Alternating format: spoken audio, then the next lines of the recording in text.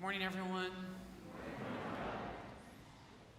Just a word, some people standing in the back, there's plenty of room in the church. I feel like we're spread out, so feel free to come sit if you want to. Okay, brief note, something I almost preached about today, almost decided to preach about, but I just want to mention in passing before we dive into what God, I think, has for us today. Here in John 6, I hope again, every single Catholic should know John chapter 6. John 6 is the longest place in the New Testament that Jesus teaches about the Eucharist. He is abundantly clear about the Eucharist, and it's one of these moments where it would be hard to imagine how Jesus could have said more. All of us should know it. And it's very clear, we didn't hear it today, but a little further on, Jesus says, "My flesh is food indeed, and my blood is drink indeed." He's going to be very clear about this. But today, one line that is just so cool, and it's so worth praying with. Jesus says, "I am the living bread which came down from heaven. If anyone eats of this bread, he will live forever. And the bread which I shall give for the life of the world is my flesh." You should pray with this week. In the Garden of Eden, there are two trees with names. Right? In the Garden of Eden, there is the tree of the knowledge of good and evil, which Adam and Eve eat from in disobedience. But the thing that we often meet is that in Genesis 2, there's another tree that has a name. And it's the very center of the garden. And that tree is the tree of life. And in Genesis 3:22, Adam and Eve, when they're cast out of the garden, they're cast out lest they eat of the tree of life and live forever. In the New Testament, and for us as Christians, that is the tree of life. That's the tree of life.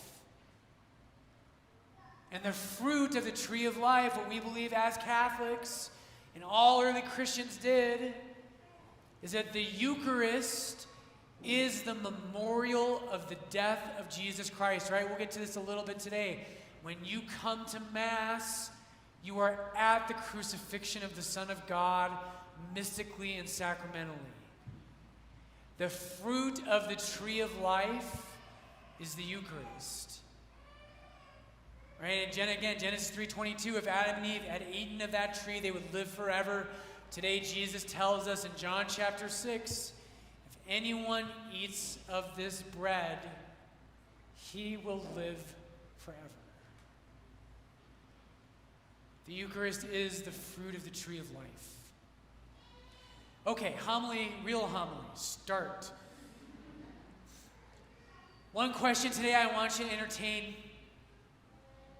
It's a question, if you're a real Catholic, if you're a real Christian, if you are someone who really loves God, a question you cannot help but ask yourself is, Lord, what do you want from me? Lord, what do you want from me? When I was a kid, my mom, I was like every other kid. I don't know if your guys' kids do this, but I bet they do. Every Sunday, my mom would wake us up and I would complain about going to Mass. Every Sunday. Do you guys do that today? No? You know they're lying. No, they're not. These actually are really good kids. Anyway, I did that. Every Sunday I would say, "Mom, I don't want to go to church. Oh, so boring. Do we have to go to church?" And every Sunday my mom would say, "Brian, God doesn't ask much for us. All he asks for is an hour a week." Maybe you say that to your kids. God doesn't ask for much of us. Just an hour a week, or if you go to Lord's, God only asks for an hour and a half a week. Especially if Father Brian, I don't know what you guys feel when you see me walk down, if you're either like, "Oh great, I miss Father Brian," if you're like, All right, we're skipping lunch.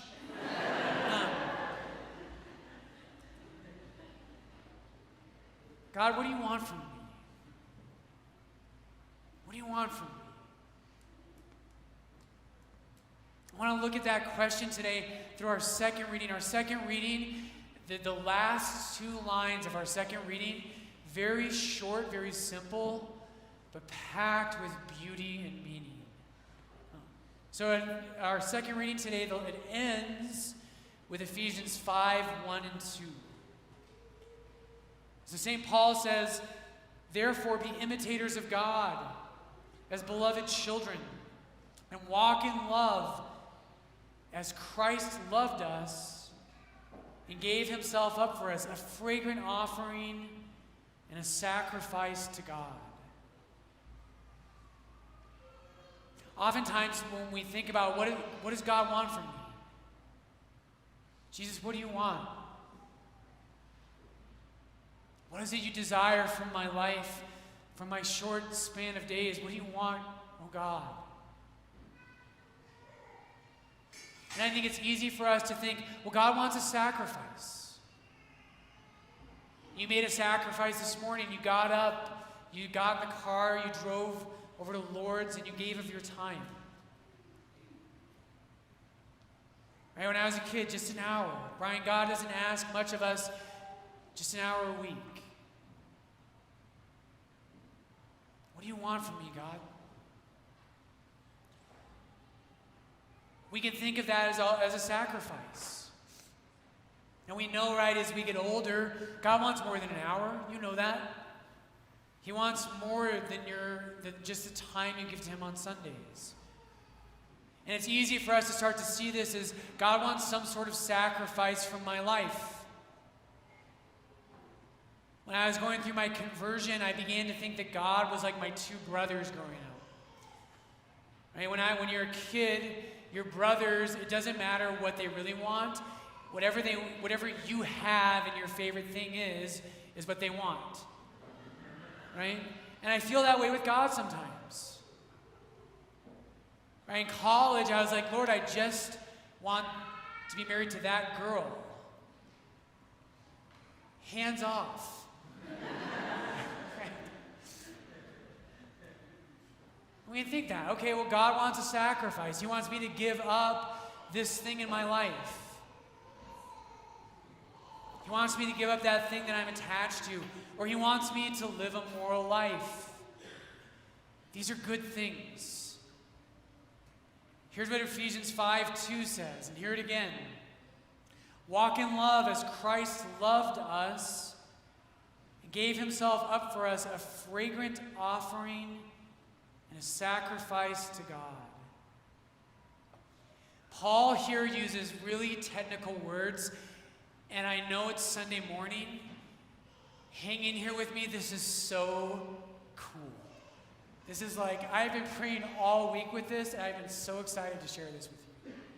Paul uses two Greek words that are technical Greek words. So his first word he says today, he says prospheron. So everybody say prospheron. And the other word is thusion. Say thusion. Prospheron and thusion, what that means, right, in this translation in Ephesians 5:2, Paul is designating two types of offerings you bring to the temple. Prospheron is a harvest, it's a grain offering, it's something agricultural. So if you think of Cain and Cain offers, right, the grain. Prospheron, right? A harvest from his crops. Thusion or thusia is a more normal word in the New Testament for a sacrifice, but thusia connotates a blood sacrifice. And so here in the New Testament in Ephesians 5:2, St. Paul wants to say, Christ loved us, he loved us, and he gave himself as a prospheron and a thusion to God.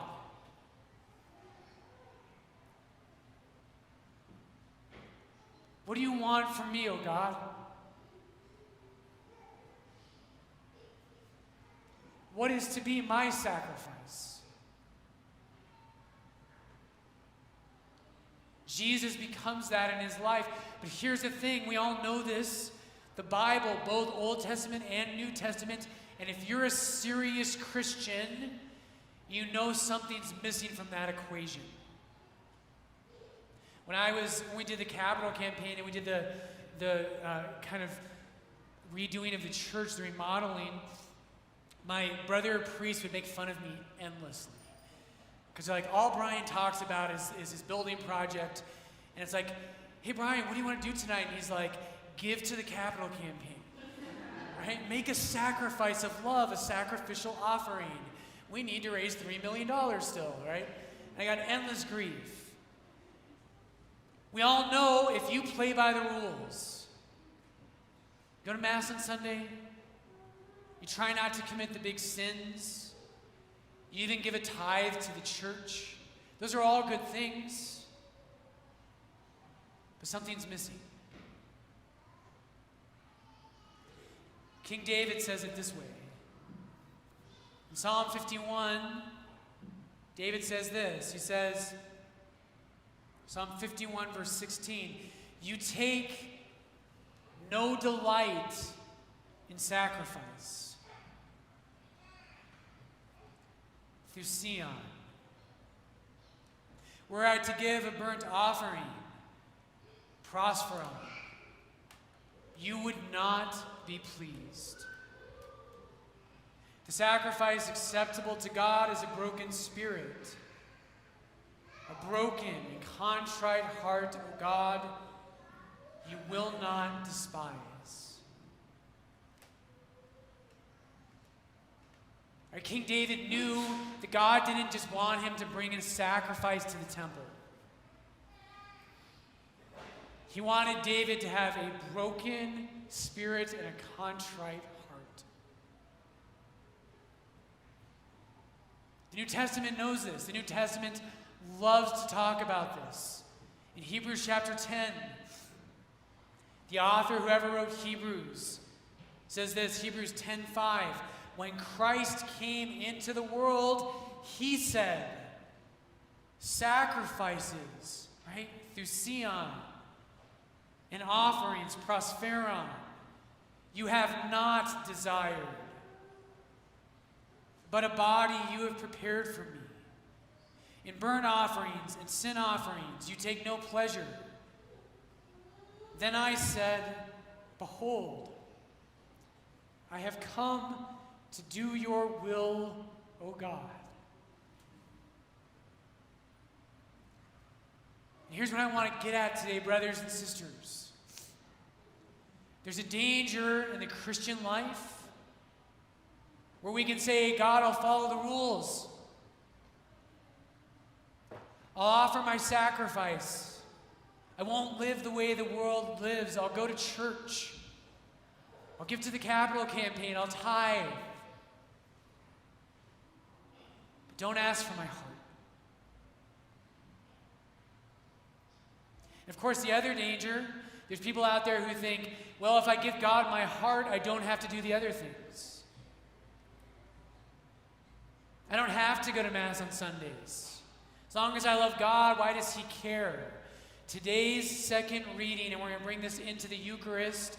The Eucharist, brothers and sisters, takes those two things and it perfectly unites and fulfills them. Ephesians 5:2, pray with us this week. Right? Ephesians 5:2, walk in love as Christ loved us and gave himself up for us, a fragrant offering and a sacrifice to God.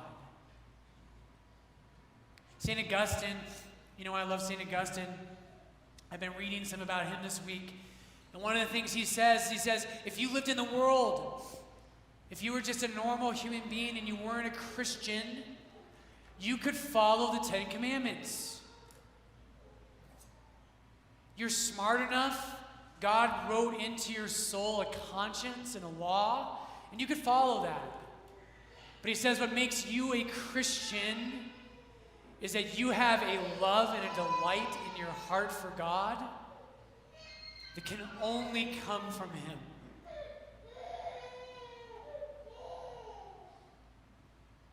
Sacrifice and offering you desire not, but a body you have prepared for me. In burnt offerings and sin offerings you took no delight. Then I said, behold, O God, I come to do your will.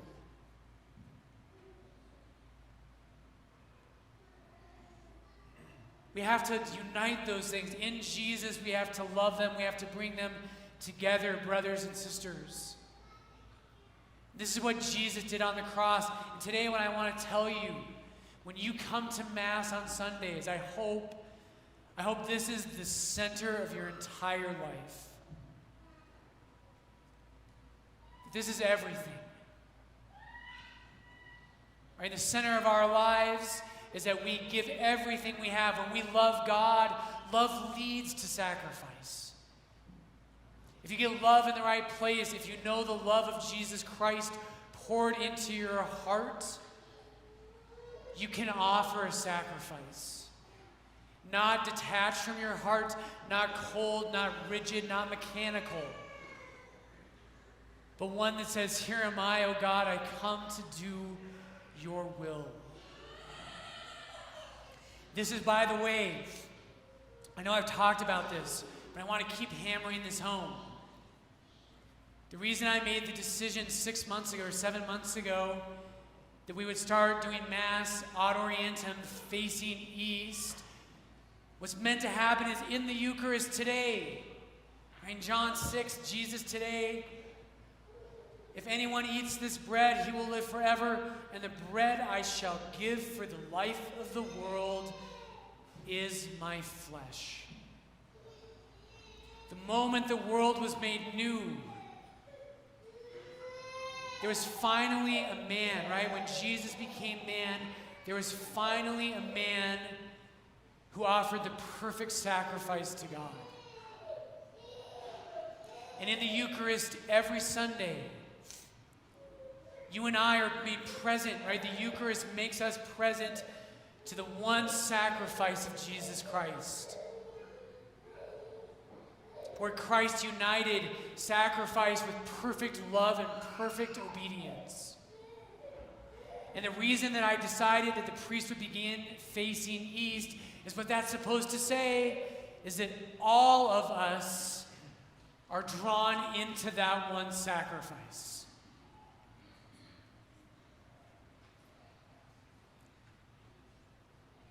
What do you want from me, O God? What is my sacrifice to be? Is it to offer the things I possess? Is it to live a moral life? Is it to have a pure mind? What is my sacrifice, O God?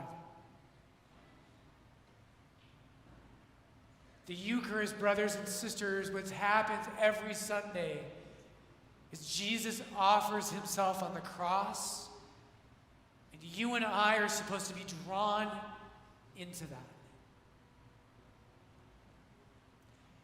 In the Eucharist, in the communion of the body and blood, soul and divinity of the Son of God, you and I enter into the moment where all things were redeemed. Prosperon through Sion and my heart. That's what the Eucharist is. When you come to Mass on Sunday, what does God want from you? He wants everything. He wants absolutely everything. I want to leave you with this. In this same passage in Ephesians 5:2, it's a little tricky of a translation. Paul makes a reference to a fragrant sacrifice. And the phrase there in Greek is osmen euodios, a fragrant sacrifice. I don't know if you like incense. If you don't, go to another church. No, just kidding. I don't really want you to. Please stay. But I love incense. And there's something about a fragrance that can take us places. Sometimes people will say, I smelled my mom's perfume and it just reminded me of my childhood. Or the smell of my grandparents' house had a particular smell to it. Today, Paul says that we are to be a fragrant odor. A pleasing odor, a fragrant sacrifice. That phrase that Paul uses today is used 40 times in the Pentateuch. 40 times. When you smell a beautiful fragrance, when I walk into a church and I smell beautiful incense, it takes me immediately to a place of prayer and awe and wonder. Paul today says, if you are united to Jesus in that one sacrifice, you become a fragrant odor before God.